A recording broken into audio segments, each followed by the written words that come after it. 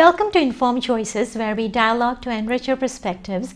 And today we will be having a robust conversation with Carol Evans, who is an author, speaker, consultant, and co-founder of Executive Women for Hillary, and has herself led few successful businesses, including Working Mother Media and Diversity Best Practices. But today we will be talking with her about her role and ideas as she galvanizes various committees under Executive Women for Hillary to help people decide on issues and understand Hillary Clinton's work and policy agenda. Our focus today, though, will be on Hillary Clinton's small business policy and how it is going to impact minorities and women of color in particular. Welcome to the show, Carol. Thank you, Dilshad. I'm so happy to be here. Yes. Carol, as a business owner and advocating work-life balance, help us understand how Hillary Clinton will give tax relief and simplification to small business entrepreneurs. Well, first, I'm just so proud of what Hillary Clinton is doing and advocating for small businesses. You know, it's very tough to be a small business owner, and women have a great affection for starting small businesses. In fact, women are more likely than men now to start small businesses, and women of color are starting small businesses at a rate 4 times that of men. Absolutely. So this is such a big concern for us, how Hillary Clinton sees the small business universe and what needs to be done. And she has, like everything else in the world, she has a very specific, laid out plan of what she wants to do to support all small businesses, not just women or women of color, but all small businesses. But it impacts women so much because of how interested we are in running small business. The tax issue is very interesting because there's one thing that I love that she wants to do is she wants to take a page from the personal tax structure of how we can take one deduction for, you know, we can take a deduction that's so simplified because we just say, yes, we mark that box that we get a deduction for our the people that we're supporting. She wants to do the same thing for business, so that if you are in a certain level of business with a certain number of potential deductions, you don't have to list them all, and you don't have to go to all the expense and trouble of listing these. You can just say, oh, my standard deduction covers what I would be taking on an individually listed basis. And so she's going to save people a lot of money, because on average, small business owners are spending over $1,100 a year per employee on the tax filings, and 150 hours a year on tax filings. So this simplification, where I, as a small business owner, can say, yes, I'm sure that covers me. I know that covers me. I don't have to submit all these bills. Isn't that wonderful? That is absolutely, you know, I think it is so much a relief for these women who are doing and starting their ventures. And these kind of things, I think, help women to focus on expansion when you don't have to be bogged down with so much paperwork. It is very refreshing to hear. And that's another important thing about expansion, because the thing that limits women so much is access to capital. I had that when I was buying Working Mother Media. I was the first mom and the first woman to own Working Mother Media, and I bought it from a series of previously male owners. And you know, it was very difficult to get capital. I consider myself to be, you know, really fortunate to have found my backers, venture capital backers. But what Hillary wants to do is she wants to make it easier for women to find capital, and for small business owners to have access to capital through the community banking system. So community banks there's an enormous amount of red tape and things that are inhibiting them from giving capital to small business owners, and she wants to put those aside and really make it easier, make that a capital outlay for small businesses. That is really wonderful. I also think that there is so much at stake in terms of savings when especially women start their own businesses, and because they have these savings that they have been, you know, kind of gathering, and then when they start the business, there is a higher chance of risk for them, because some of them are single moms. They only, you know, they're not only feeding their own mouth, but also their kids. So tell us, what policies at present retard the growth and rise of women of color entrepreneurs? Well, one thing is speaking of risk, the issue of health care. So, one of the reasons why a lot of women don't expand their business is because of the cost of health care for their employees. And what she's going to do, what Hillary Clinton is proposing, is a health care tax credit for companies with 5 or fewer employees. Right. That way it encourages women business owners to be able to cover their employees with health care costs and yet also be able to take the tax credit on that. So these are the kinds of policies that will give people a lot of assurance that they could start a small business and be able to thrive at the same time. I think the single mom, one of the things that happens with single moms and women of color is that they tend to keep their businesses at the sole proprietor level. Absolutely. Because they don't want to take the risk of hiring employees. True. Because of the obligations to small business owners. But simplification also will help in that one of the ideas that she has for sole proprietors is that will help them expand, is that she wants to ease up on licensing difficulties. So if you are licensed to be some kind of a hair person or a tax accountant in one state, you have to go through a whole different set of licensing for the next state. And that keeps businesses small. So what she wants to do is she wants to make it a lot more fluid by creating national policies on licensing so that we don't have to go and get licenses in each state by those states' rules. And that way we can expand our businesses by having licensed employees in different states. Very, very helpful. Very helpful. So that is very, very interesting and fascinating to know. I think Hillary has spoken about a plan which she intends to provide incubators, mentoring, training to 50,000 entrepreneurs and small business owners and underserved communities as well. Could you please elaborate on this agenda so our audience can learn more about how these mentorship programs are going to benefit them firsthand? Well, it was one of the most exciting things that she said on the phone call that she did. We had organized with the HFA, Hillary for America, organized a phone call in the middle of the most time crunched period of the primaries. They organized a phone call of Hillary speaking to women about small business ownership. Yes, I was on that call. You were on the call with us, yes?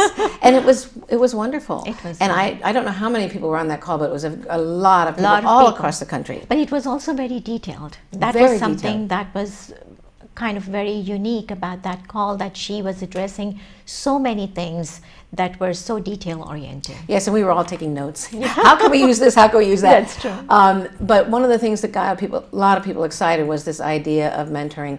Now, mentoring is a principle that women really understand. And they know that we women need mentors to accelerate our possibilities and our knowledge and our ideas. Because, we are still behind. We still don't have the female leadership at the top. True. And we still are kind of stuck in the middle. And when you look at ownership and entrepreneurship and small businesses, we are way behind in terms of scale and size. And so I'm not sure what the mechanism that she's going to use. She wasn't specific about the mechanism, although I'm sure it's in the briefing.com. You're right. But what she talked about was creating a national program where women could find mentorship and find ways to access the knowledge of people who have gone through, all the phases of business ownership and all the phases, whether it's from hiring perspective to structure to accounting. How do we get that learning from each other? And that's what she was talking about that got you and me so excited, because we want that mentoring. We need that. And there's so many gap. It's a huge gap, and there's so many people willing to provide this kind of mentorship. So what we'll see when she's elected is we will see a group of people from small business working to advise her very specifically on how to set up the mechanism for getting mentoring into a much bigger scale. I mean, 50,000 people is just the start. That's just the start, absolutely. And that's a lot of people. That's a lot of people. A lot of businesses. Absolutely. A lot of women are going to benefit out of it. I think this is also a great continuing education and skill gap initiative that is going to bridge between people who are experienced, so people don't have to always reinvent the wheel. I want to talk about two things.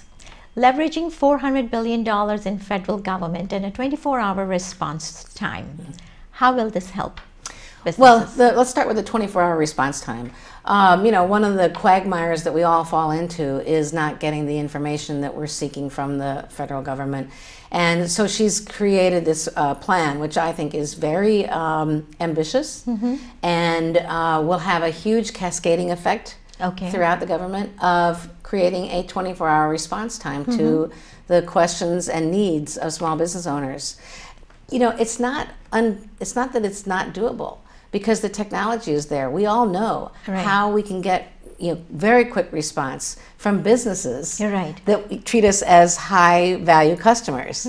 So the technology exists to get that, and what she's talking about is implementing that kind of technology into the federal government so that response rate is not weeks or months or days, but a 24-hour cycle of response.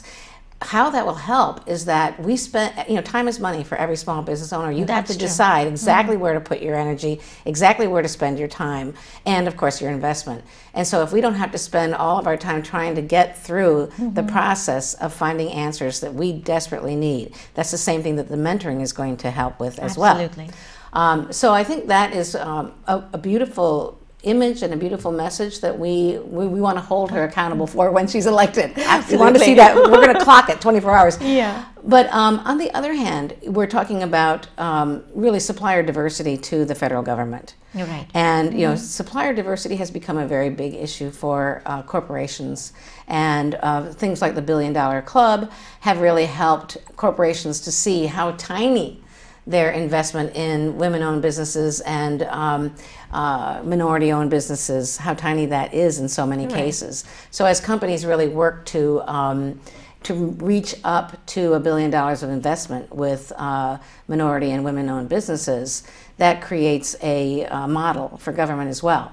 And so what we're talking about here is really tracking the scale and scope of business contracts going to minority and women-owned businesses, and putting a higher metric and a higher goal in place. And that's what Hillary wants to do with the $400 billion. And of course, anyone who's tried to get a government contract knows how difficult it is, and how how much time, energy, and money has to be spent. So we're not really talking about just the mechanics of doing that, but creating a higher level of ambition for how much of that money can go to small businesses and minority-owned businesses. I'm very excited about it. I'm not particularly a government contract kind of person. I've been really focused in my career on corporate as my source of funding for Working Mother Media.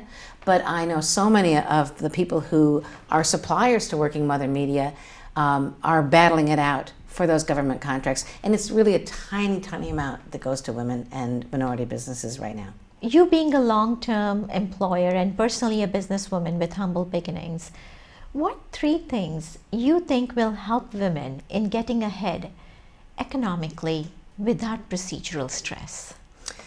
Well, there's so many things that we need. I mean, first of all, one of the things that's most important to women is the whole issue that working mothers face. Because if our country wants to employ women, we also have to make sure that they can have their families. Otherwise, we will come to a screeching halt as a civilization. And so we need to make sure that we are strongly supportive of the 3 basic things that working mothers need, and that's childcare, flexible work arrangements, which are, of course, the foundation of everything, and equal pay. And I think that when you get the child care and the flexible work, and in flexible work I include the whole issue of maternity and paternity leave, because those are the most important things that you have to have in place. And I agree. Our country must come up with a mandated paid maternity leave policy, and Pretty I know, soon, yeah. and Hillary Clinton will get that done. Yes. I know she will, which is why it's so important to think about who we vote for Congress, so she She's can been get stuff banking done. on it for a long time. Well, since 1993, Yes. the FMLA. In all her speeches, I've seen it. FMLA was put in place in 1993 under the Bill Clinton administration, Right. and we still haven't gotten paid leave done. So that's one of the most important things, and I put that under flexible work arrangements and flexibility because flexibility is something that we want to encourage companies to do. Yes. It's not a mandate, but it's an encouragement. And then equal pay has to be something that we care deeply about because it's discouraging so many women to know that we are not paid the same for equal work. And childcare in this country is really not in as good a shape as it should be. Right. You know, we have corporations very uneven about how they do childcare, whether they have on-site, Right. community-based, or even backup childcare. We need high-quality community childcare that is funded by the federal government to some degree so that every woman who wants to work can. Right. And be comfortable about how their children are being taken care of. It's such a major issue. It's a huge issue. These are the fundamentals of work-life balance and the fundamentals of being a woman trying to make it in the business world today. Absolutely. Thank you, Carol, for sharing such great insights with our audience. Oh, thank you so much for having me. Likewise. Ladies and gentlemen, we learned 4 key elements of the plan: cutting red tape for small businesses and entrepreneurs, expanding access to capital, simplifying taxes and implementing tax relief for small businesses, and expanding access to new markets. It shouldn't take longer to start a small business in the United States than it does in Canada or Denmark. Hillary Clinton aims to offer state and local governments new federal incentives to cut red tape and streamline unnecessary licensing to make it less costly to start a small business. Small business all over the country are ready to grow and hire, and entrepreneurs are ready to venture out on their own if they can just get the next loan, enter a new market, or have one fewer form, just like Carol mentioned, to fill out. Women and minority-owned small businesses have always struggled for the right resources and laws which can level the playing field and bring relief to their economic goals. Because when we talk about America's economy, it is not separate from America's families. And when our policies invest in our families, we strengthen our roots and grow as a nation stronger. Thank you for watching Informed Choices with Dilshad, where together we hope to craft better perceptions.